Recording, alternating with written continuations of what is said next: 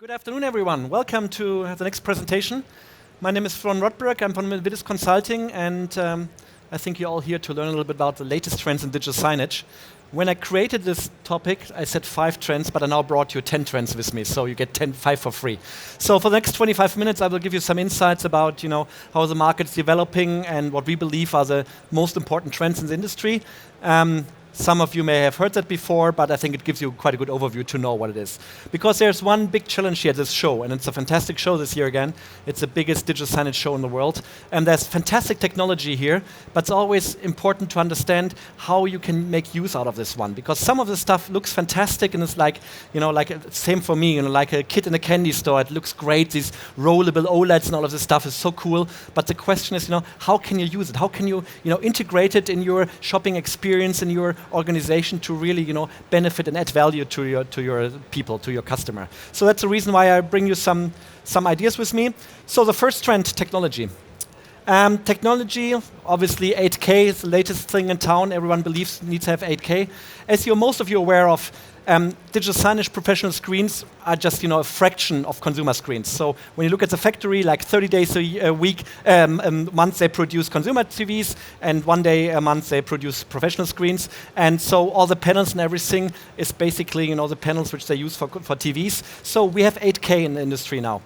Do we need it? No, most likely not. There's only a few use cases, maybe control rooms and some other things where it really makes sense. Otherwise, 8K is crazy because there's no content available. You need huge bandwidth to transfer data, so that's a big challenge. But 8K is here. You will see it at the Samsung booth. You'll see it at many other booths. It's sharper, so 8K is there, especially for the very large formats, like 70 and 80 inch upwards. But the biggest challenge is, how do you convert full HD and 4K content to 8K. So it's all about this scaling technology.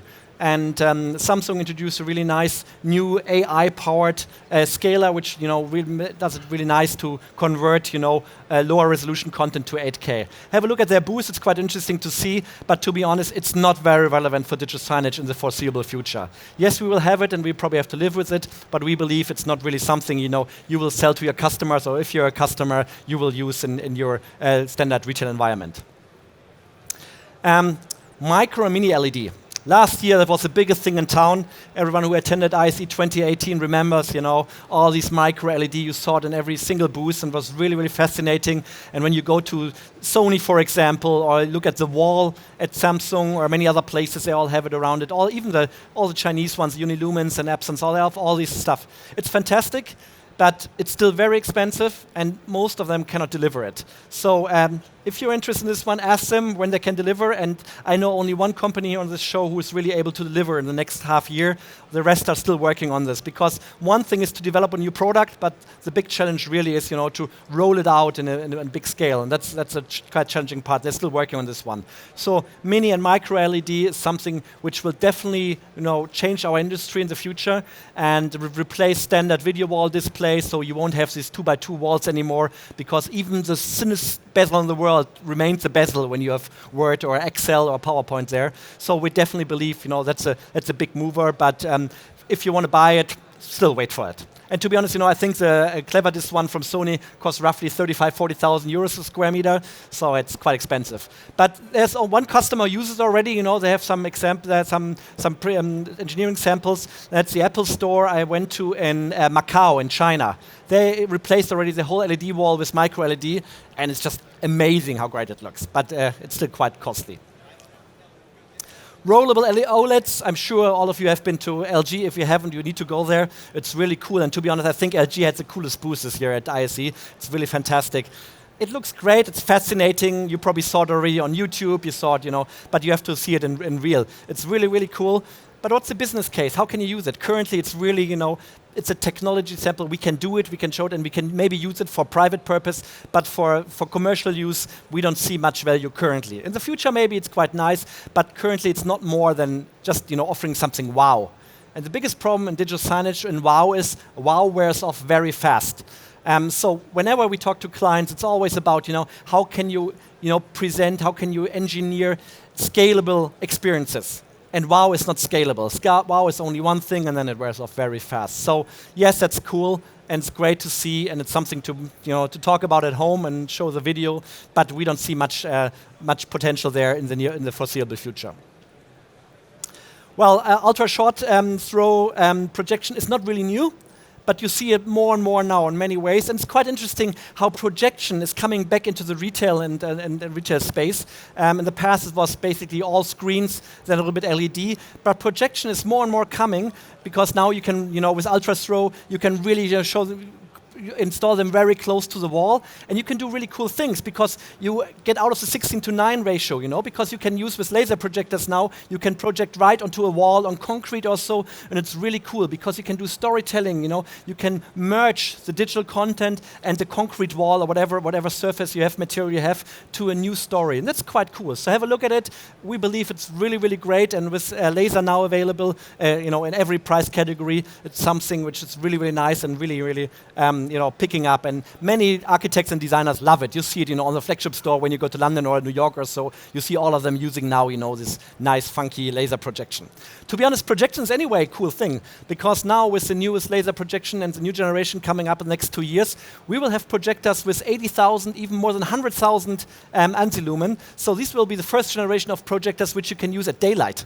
Because once we pass this 80 to 100,000 lumen brightness, you can use them for the first time at full day, even at sun. So we believe, this will be a big game changer. Obviously, these are still huge machines, and you won't see them replacing displays, but they're a quite nice alternative, and especially for some, showrooms or some brand centers. Well, digital signage software is probably one of the saddest things in the industry. It's very, very difficult. We have thousands of digital signage content vendors, but all of them are, having quite a difficult time because the market is changing. They're all quite small and they're all struggling, to get enough scale, to get enough customer. And now there's a new kid in town. It's called Digital Experience Platform.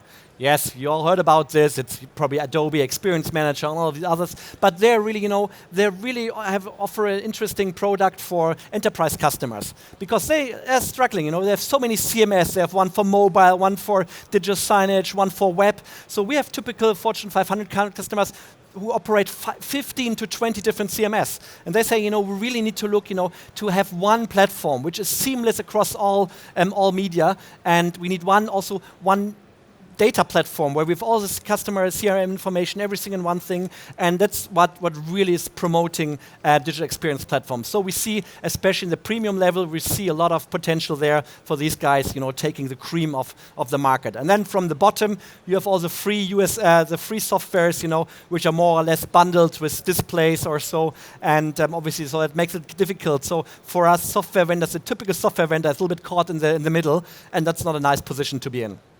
But you see great examples here, and every year, and I already think my 14th ISE I'm here, and every year you see new players. It's unbelievable. The entry hurdle is quite low, so many of them tried, but most of them fail. So artificial intelligence. Well, that's not a new thing in town, but that's really changing the industry. We use a lot of AI in lots of projects because it really helps us to scale managing data. And you have it either, with voice recognition, Apple Siri, all of this stuff. And we believe voice will be really the new interface where how people will communicate with screens in the future. Because touch is something, which is 10 years old now with Apple, when they brought the iPhone. And now the new thing is voice. And when you talk, my kids are, like 10 and 12. When I talk with them, they don't like to type anymore and use a touch screen. They just speak, with a phone and with Siri and all of this stuff. So we believe that really has a lot of potential, especially for public touch points. It's so much easier. It's so much more convenient. Look at your car. 5 years ago, you still had to punch in the address in the navigation system. Now you just hop into your car, press the button, speak with the system, that's it. And we believe there's a lot of potential. So look at this. The next thing is Bluetooth. Just a new standard was just approved, Bluetooth 5.1. we believe that huge potential because for the first time, really the accuracy is fantastic. It was until now until around 3 meters, and the new standard will be a few centimeters. So you will be able really to track everything, every beacon, everything within a few centimeters, and you can even track the direction the beacon is traveling. So you can really measure if somebody is coming towards you or going away. So we believe this will really, really revolutionize the industry because it makes it much, much easier to really track items. Well, data, you all know that, and I'm sure you have seen that before. From Mad Men, that was in the 60s, the agencies were the big guys, to the nerds, to the math men. Data is really driving everything, and everything's connected. Digital signage 5 years ago was still a silo installation. Nowadays, everything is connected to the back end, and that's absolutely the future. So don't even think about, starting a new silo. It doesn't make any sense at all. Whoops, I need to go back. So, hyper-personalization. Consumers are spoiled with iPhones nowadays and with online. Everything is totally personalized. They log into their Booking.com account or their Amazon account, and everything is specified exactly to their needs. And to be honest, they're so spoiled. That's what they also expect at the brick-and-mortar store. They really want to go there, and they don't want to see advertisement or everything which doesn't cater their interest. But that's a very fine line because, on the other hand, they also don't like to be, hyper-targeted. That's a cultural thing. In some countries, that's fine. In Europe, it's a little bit more difficult. So, but when we talk to retailers, they always tell us, we want to get as personal as possible, and this is like the world we are living in, and so we're always looking at, personalizing campaigns from a one-to-many to a one-to-one communication. Customer experiences. That's a big thing in town, obviously. Everyone's talking about experiences, but most people don't really know what experiences are. So I brought this definition with me. So something that happens to you that affects how you feel. That's very important. So it addresses senses, it creates emotions, and it remains in your memory. This is really important. Whenever we discuss with customers, what kind of concept can we create, we always put this on the table and always say, are we in line with this one? Is it really an experience we're designing, or is it something we just feel it's cool, but it's not really, adding value to the customer journey? So customer experiences, great example is Dyson. 10 years ago, a vacuum cleaner was horrible. That was not a cool thing. Nowadays, guys, spend €1,000 on a vacuum cleaner, and they're proud and bragging at the bar, oh, I just bought the newest Dyson cleaner. And it just shows, how the industry is changing and how you can really, build brands and really create something special. And that's a fantastic experience. When you go to a Dyson store, go in there, they have a few flagship stores around the world, and it's just cool because it's like a museum. They have 100 screens in there, and they have these big things. You can look at this turbine, which is much larger than the regular vacuum cleaner, obviously, but they make an experience out of the stuff, and this is really, really cool. So this is definitely a benchmark and a best practice when you look at creating experiences.